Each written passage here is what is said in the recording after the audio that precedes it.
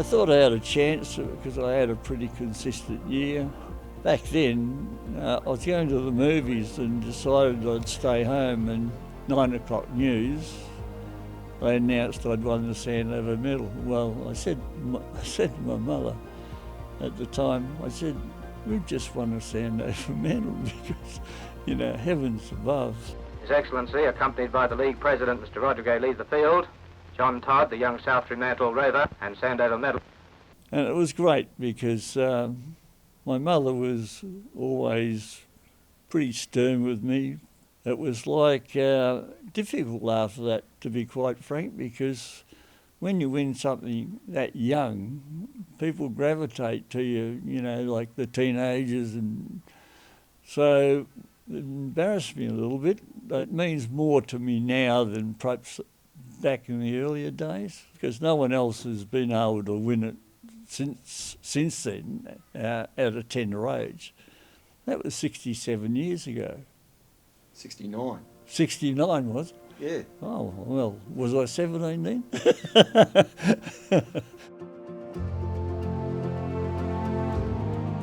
I hurt my knee the next year. I only played 5 games, and that was the end of something that I was not happy with, of course. I wanted to be the best I could possibly be. I was prepared to make the sacrifices. And it's the brilliant John Todd, the Sandover Medal, age 17, remarkable stuff.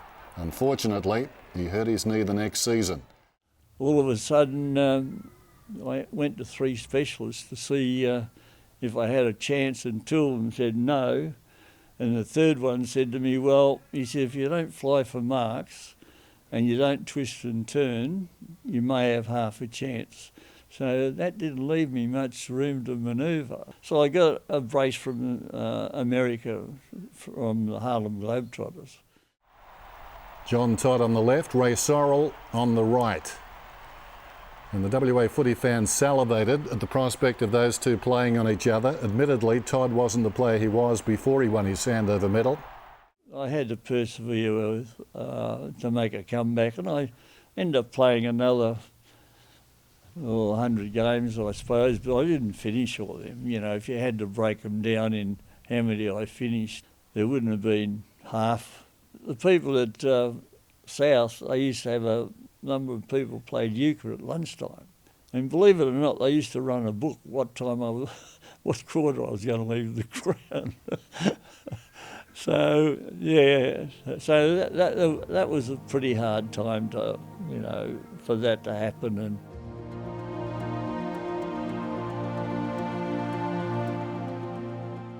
no mark, comes off hands, picked up very quickly by Bahaja. Bahaja snapping towards goal, but a mark has been taken, I think, by Brian Peake.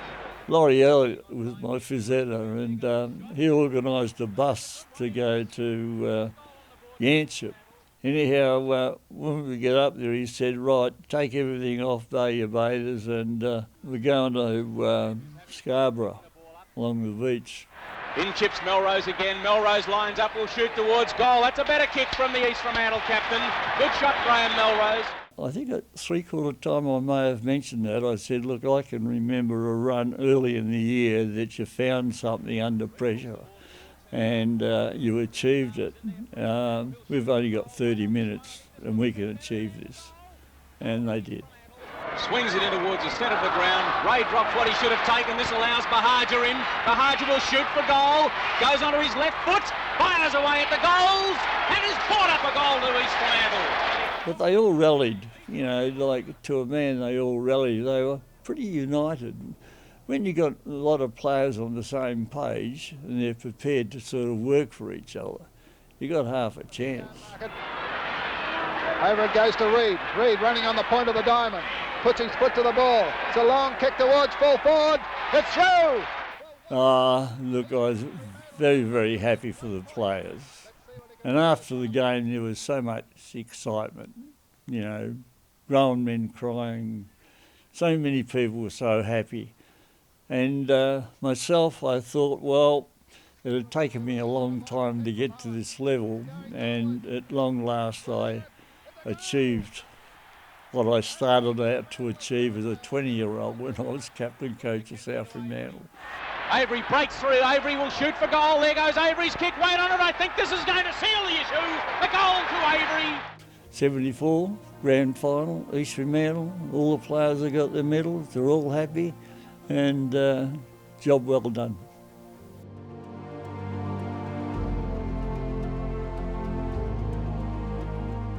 The victor. Tears in his eyes, I would say, at this moment. John Todd, congratulated by Graham Melrose, the skipper, and what a great moment it is for both of them. But the players, you know, full marks for them. They had to go through a lot. They, the ones that were strong stayed, the ones that were weak left.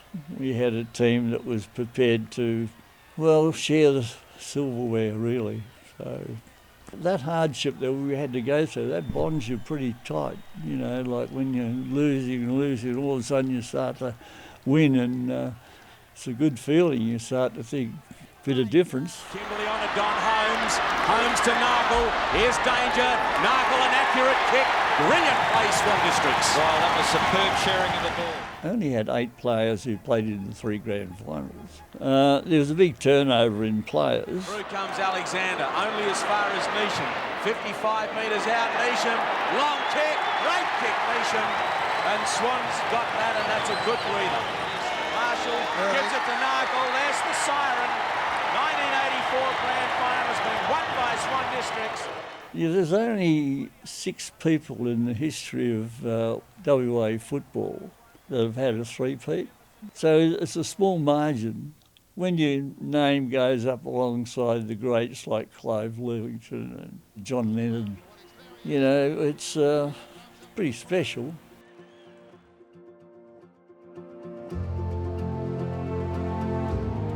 Centre of the ground, it comes towards full forward. Glendinning's battling. Rioli's in there. Comes it out to Wiley. Will he kick another one? Under the left foot. Owen Harris. Well, goal for goal. The 4th goal to Robert Wiley. And WA have hit the front. Side bottom in front. And the mark. The hand pass out to Daniels. This got solid up. And Daniels has put it through.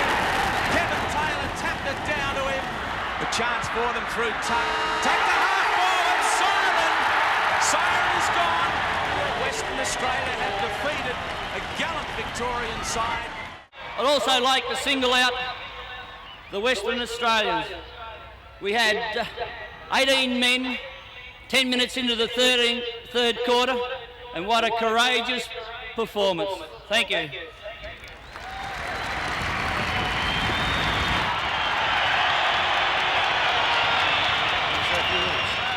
And I thought to myself, they're no better than what we are. If you talk about Victorians, and we have a tendency to think they're better, which they're not.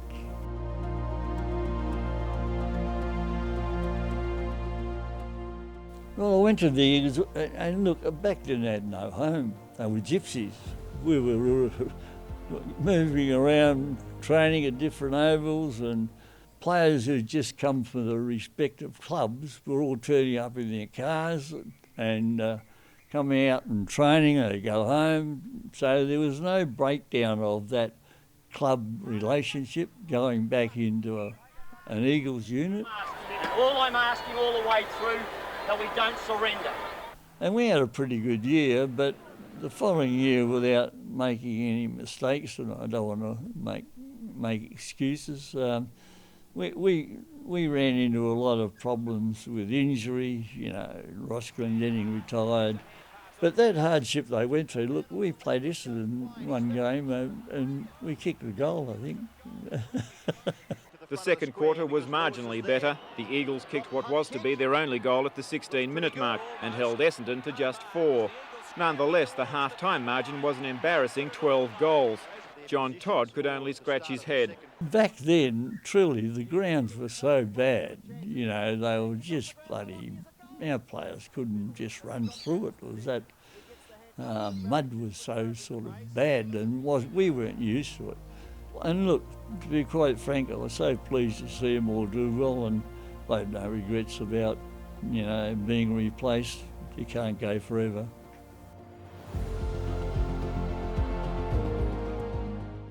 Yeah, I didn't have much to work with when I went back. Once again, I introduced a lot of young kids again, Travis Edmonds, and there was more young players back then in the 90s than I had in the 80s, really. And but they were just keen to have a go. We weren't favourites. I think Claremont were red hot favourites. A chance now for Swans through Walker. Walker's in front of the pack. The snap on goal from Walker is home. He gets it back towards Stremple at full forward, and Scott could almost have given away the kick. Oh, Meningola's kicked a goal. That was an unbelievable goal. I thought it was out of play. My criteria back then was they had to turn up at the Inglewood pool on a Sunday morning, no later than 6:30.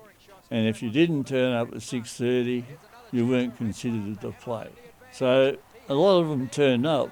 They come straight from the nightclub. They were sleeping in their car, but at least they turned up. And by the time I'd finished with their training, I guarantee they would have slept for the rest of the day.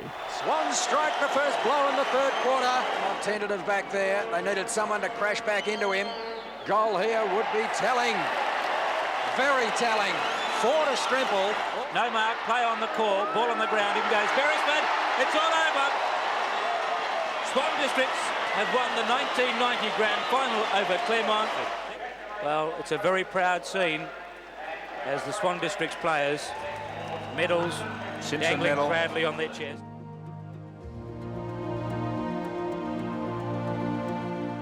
We're up towards full forward, too far for quarter, and this is O'Brien from 20.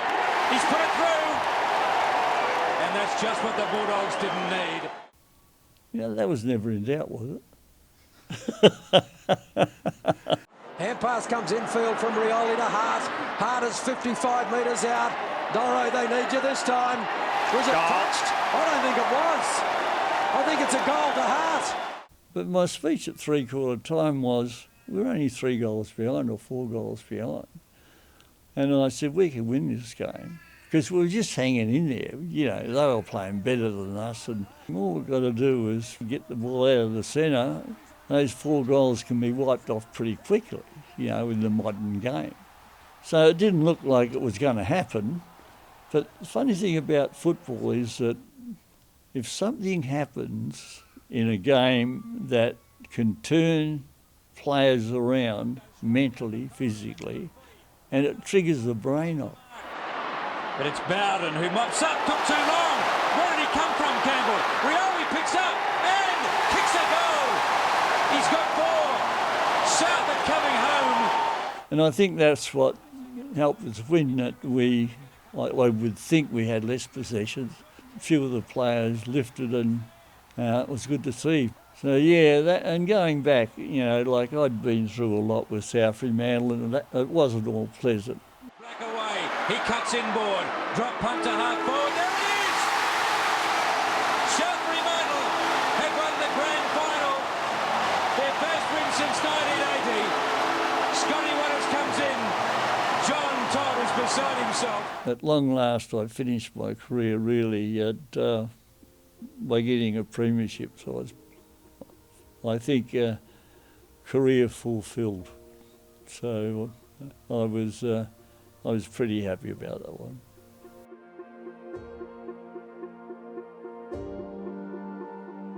Swans had won a premiership for 19 years, East Fremantle had one for 9 years, South Fremantle had one for 17 years, so to be able to pick those clubs up and be able to turn them into a premiership team. So I coached 728 games and I played 132, so we're talking about 850 odd games. I don't think that record will be broken. I don't think the Sandover Medal record will be broken. So there's a couple of legacies there that will, even though the past may be pushed further and further back, if somebody one day wants to pick up and say, well, who coached the longest and who coached more premierships than anyone else from 34, and at the moment I've coached 6, so it's one more than a couple of others. So what more can you do?